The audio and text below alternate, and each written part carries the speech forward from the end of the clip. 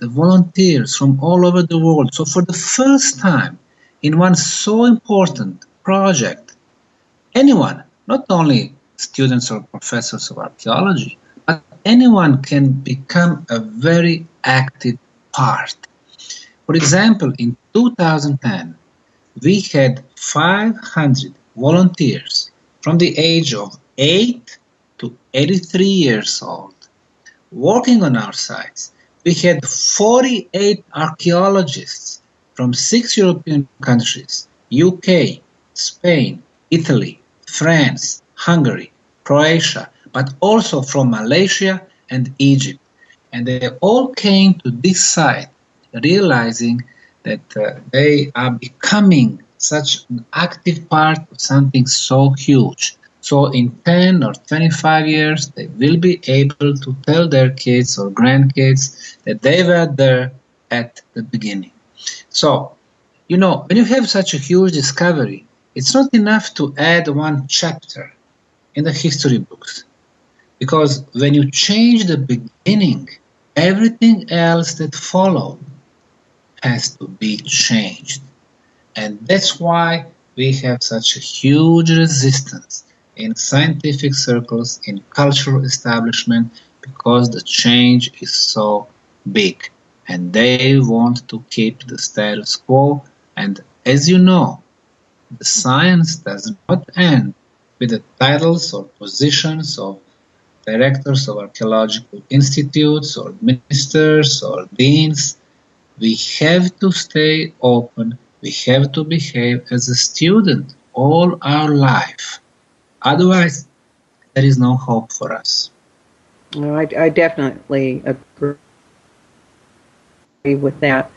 And another piece of that, and I don't want to get off too much into the controversy because you have so much to tell the folks listening who haven't read your book or heard you speak in person, but there is an issue about it's really going to put it in some of the tourism economy. For example, in Egypt, the pyramids there, didn't you say yesterday that they bring in about $15.5 billion annually? And even if a small little 20% of that was diverted to Bosnia, that's a lot of money. Exactly, that's a simple math. I mean, $15.5 billion for any economy in the world is a huge amount.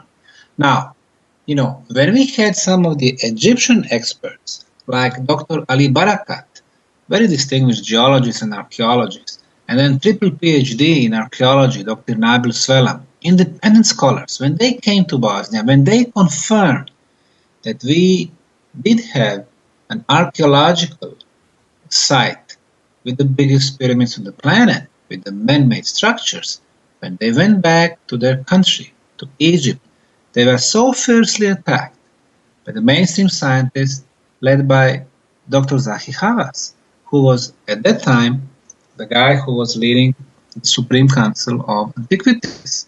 Because Dr. Hawass did not want to come to Bosnia, even though he was invited at least 5 or 6 times. He refused because he knew that with this discovery in Bosnia, 20, 30, 50% of tourists instead of Egypt, they will be coming to Bosnia. But that was their thinking. The way I see it, I would like people to get more interest in the pyramid phenomenon, but all over the world. I want them to go back to Egypt, compare them to the Bosnian, compare them to the Mexican, Peruvian, Chinese, those on Canary Islands. I want to get that interest back. So in that case, obviously, instead of less tourists in Egypt or other countries, it will be even more. So it's just a different perspective, different way of looking at things. But it is really sad that some people like Dr. Hawass use their influence and their position, trying also to stop this project, trying to attack, his own people because they dare to speak their scientific mind. Right. We're getting some really excellent questions here in the chat room already, and we're barely 30 minutes into this, Sam. You have seen so many pyramids and step pyramids or ziggurats around the world. Why is it that in all of these diverse locations, so many thousands of years ago, the same physical form was built over and over and over? Where did they get this form, and why does it occur with a few basic variations? And if you can, talk about the sacred math involved in it and the orientation, because it's so similar. You see, what they teach us in schools is that the pyramids are local phenomena, a local scenario, Egypt or Mexico or Peru. But they are wrong. We should divide the pyramids to the original pyramids and those who were built much later as a replica. Now, the original pyramids were built on all 6 continents. They were built in China, or Egypt, or Honduras, Mexico, Peru, Bolivia, Bosnia, France, Greece, Canary Islands, and other places. And the question is, what was the purpose? Why they would make this shape, the geometry of the pyramid? Well, the answer is, the geometry of the pyramid is the most powerful and most beneficial when it comes to different forms and types of energy. The second element, the orientation. When you orient the pyramid to the north, and if you have 4 sides, then you get orientation to the cardinal points, east, west, and north, south. Then you match the movement of the energy flow on the planet. Energy moves north-south and east-west. Why is that important? Because the pyramids are all about the energy. And what we try to do in Bosnia, to get scientific instruments supplied and detect and measure those phenomena. And we are so excited about it because, after 4 or 5 years, our project of trying to convince everyone that we have a huge construction complex, that we have man-made materials, we have concrete, we have underground tunnels, it was so obvious. And then we said, well, we don't want to spend another 100 years trying to convince, everyone that we have this, construction project, because it would be just a waste of time. We wanted to see what was the purpose of those pyramids. So we needed help from the physicists, electrical engineer, energy experts. And guess what? When they came with their scientific instruments and they were checking energy anomalies in that valley of Visoko, they would go everywhere in the valley, no anomalies. They would go on the pyramid, on the side of the pyramid, of the sun, no anomalies, until they came to the very top of the pyramid. On the top of the pyramid, they detected electromagnetic field of 28 kilohertz frequency, which is something that Mother Nature does not do. Yes. Okay, Sam, hold on just 1 second. I don't know about the rest of the people listening, but physics was not one of my best subjects in school, so I want to make sure everybody understands that what you're talking about, there's 2 things now you're about to get. One is this electromagnetic mapping that you've done at the top of the Pyramid of the Sun, where I think you called it non-Hertzian electromagnetic energy. I will come to that. Okay. This is what I want to do. So you have the instrument and it detects electromagnetic phenomena. So it is something that you can measure. And we measure this phenomenon only within a radius of 13 feet. Once you are within that radius, you can measure this electromagnetic phenomenon, which has certain frequency. And the frequency was 28 kilohertz. Once you get out of that radius, you don't measure anything. You go back, again, the frequency is there. So what it meant was that this electromagnetic field does not go left or right, but it goes up. So it was like a focused energy beam. So through the very top of the Bosnian Pyramid of the Sun, we were able to detect and measure energy beam. First, we had one team in 2010, another one in 2010, another one in 2011. So it was confirmed by 4 independent teams from Croatia, Serbia, Italy, and Finland. So we have energy beam. So what? Well, we wanted to see the strength of the signal. We placed our instrument on the surface, on the top of the Sun pyramid. Then we lifted up about 10 feet, and then another 10 feet. Every time we lift up our instruments, the signal was stronger. Now the physicists could not believe their eyes. They were saying, well, it contradicts known physical laws, it contradicts our technology. And our technology we can call Hertzian technology, which tells us that closer to the source, the stronger the signal. When you move away, the signal is getting weaker.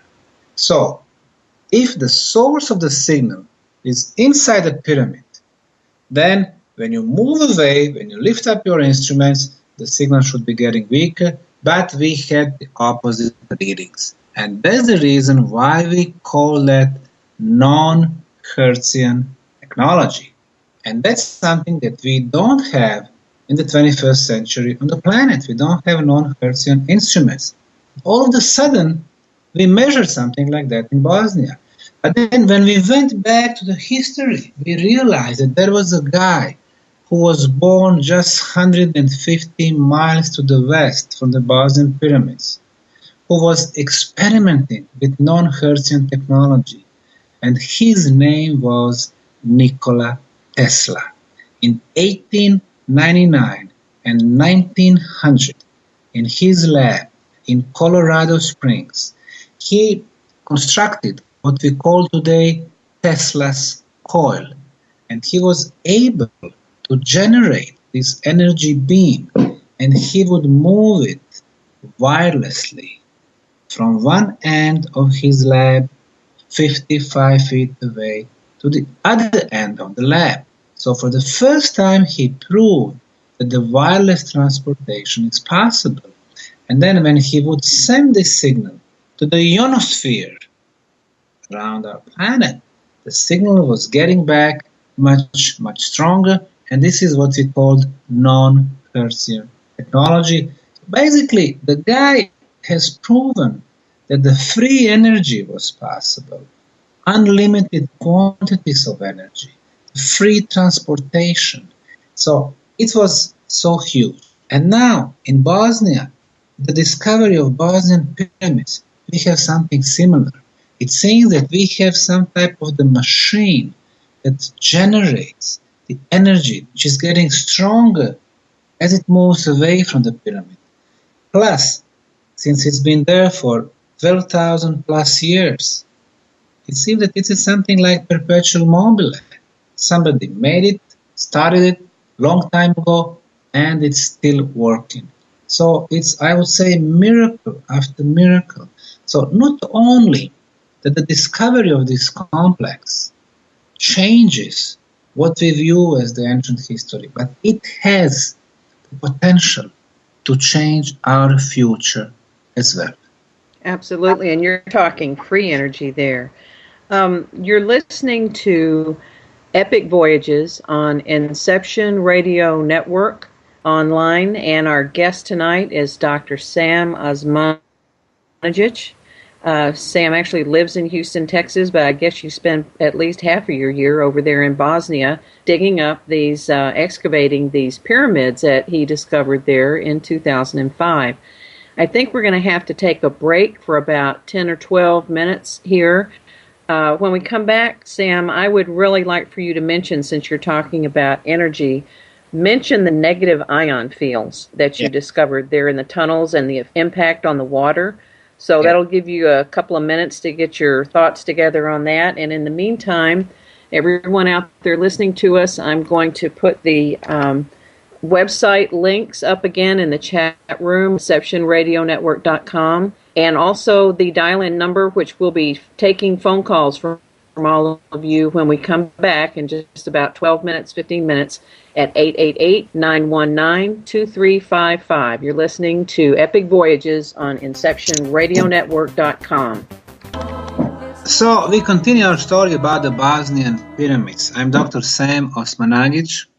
anthropology professor at the American University in Bosnia, and I've been running the most active archaeological site in the world, in a central Bosnian town of Visoko.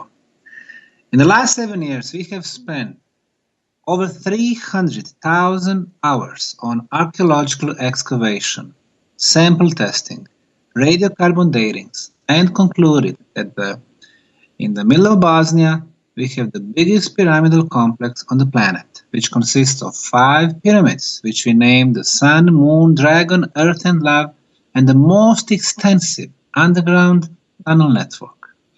3 main pyramids, the Sun, Moon, and Dragon, form a perfect equilateral triangle when you connect their tops.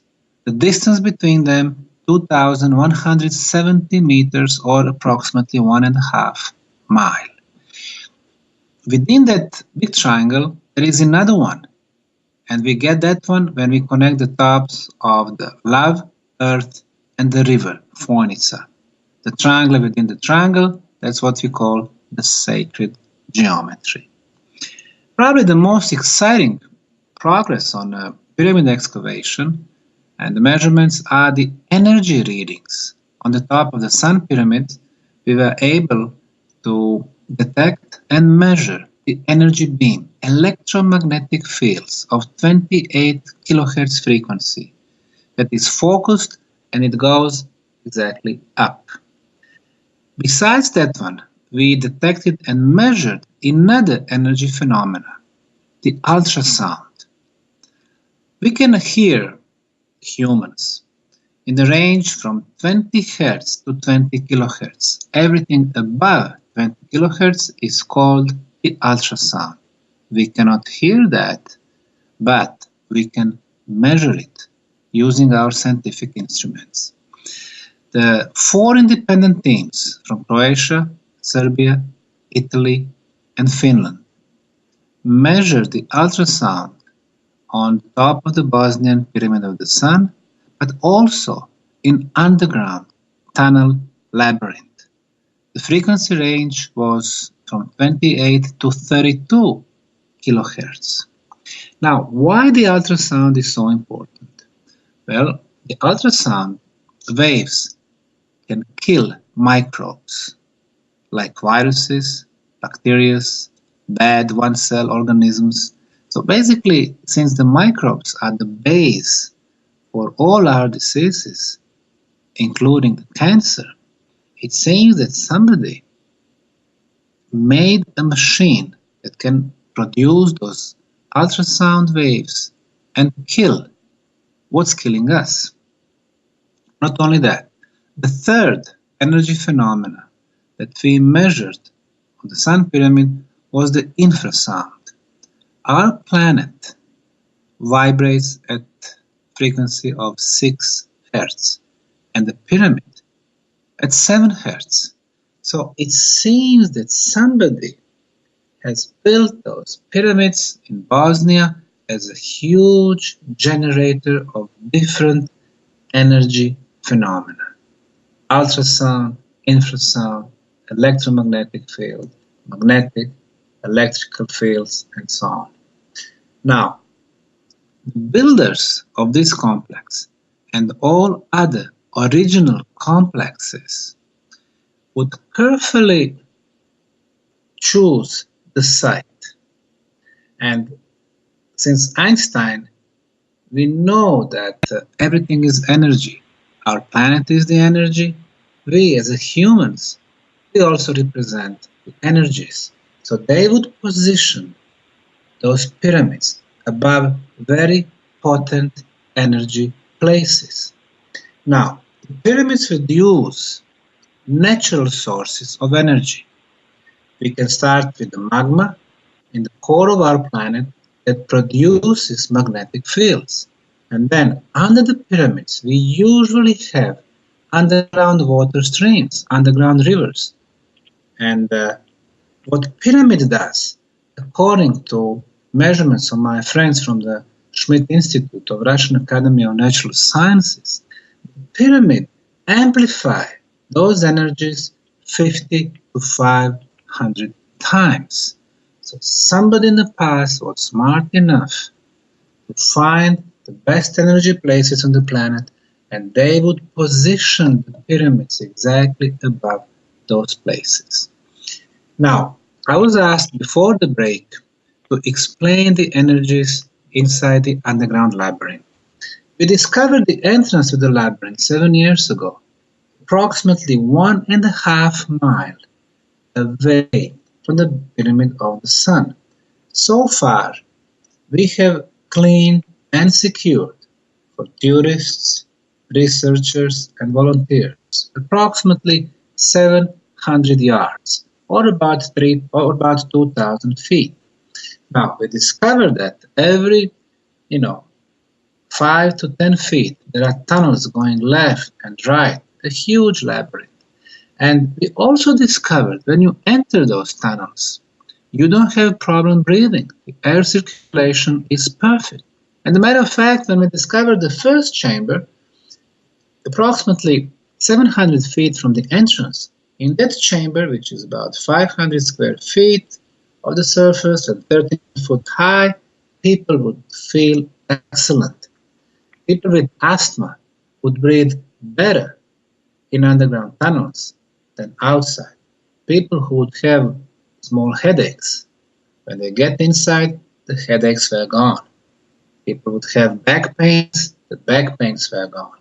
We even heard some testimonies about some very bad diseases. They were gone after they visited the tunnels. So we wanted to see and scientifically explain what's happening inside. So, among other things, we measured the concentration of negative ions. As we know, the negative ions kill bacteria and viruses. They clean our blood and our body. Now, in our offices here in Houston, Chicago, and Dallas, concentration of negative ions is rather small, 300 to 400 kiloions per cubic centimeter. At the entrance of the Bosnian underground tunnels, it's 1,000 kiloions. And then in this chamber, deep within the labyrinth, the concentration is 43,000 kiloions. So it is 100 times higher and 100 times healthier. So it seems that somebody was building underground healing facility. So that was one very important element. Then we were looking for more.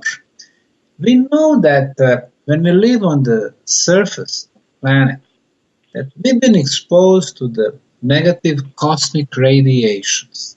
Some of the cosmic radiation, they go through our body, and sometimes they do no harm, but some of them are very harmful. And our body cells fight those radiations. Then we have Hartmann grids, especially intersection of those lines that they run east-west, north-south. Those intersections are very bad for our bodies. Curie's grids, Schneider's grids, underground natural radioactivity, also very bad for us. Underground water streams. If we have our bad position above the underground rivers, we're going to get sick in 5, 10, 15 years. So all these negative radiations, attack our body, and our body cells fight those enemies. So what we did, we measured the negative radiations in those underground tunnels, and the result was zero, no negative radiations. So what's happening then? Our body cells communicate to each other, and they can start doing their job. And their job is to fix the problems within our body. So when you're inside those tunnels, the process of self-regeneration. So that would explain how come so many cases of people who feel so much better. And then finally, last summer, we measured people's aura, the bioenergy field, before they entered the tunnels and after they came back. So We made a study based on 79 cases, males, females, old, young, tourists, researchers, volunteers. The conclusion, 85% of cases have shown improved aura, improved bioenergy protective shield around our body, and the improvement was from 10% to 40%. We are going to continue with the more medical studies from the mainstream, medical science. So we're going to be measuring stuff like sugar, blood pressure, and other stuff. And I think we will be able to prove that there was a very good reason for ancient builders to build this complex in the place where they did it. Sam? Yes. I'm back. I'm sorry. I caught the problems that you were having on your end with the system, I suppose. Am I coming in clear enough for you? Yes, we can hear you. Okay, wonderful. We have been getting some wonderful questions again from the listeners. I wanted to make sure that everyone knows what the 919-2355, the joys of technology. Okay, go ahead, Sam, and continue what you're saying. I'm going to look up this most recent question we got, and then I'll get back. So, this project had been involving so many scientific disciplines. In the beginning, we had archaeologists, geologists, biologists, pedologists, paleontologists, the classical sciences. And then we got involved people like satellite experts, thermal screening, georadar analysis, and now we have physicists, electrical engineers. But we are also open, besides the mainstream scientists, for the alternative scientists, and people who can feel, the spiritual elements. And I think it helps us to realize how grandiose, how huge is this project. And finally, I can tell a news for the listeners. Just last week, we performed an experiment on the top of the Bosnian Pyramid of the Sun. When we concluded that the pyramid emits electromagnetic energy beam and ultrasound, obviously they were not of natural origin, then we said, okay, let's see what's going to happen when we emit the same signal, the same frequency to the pyramid. So we brought about 600 pounds of instruments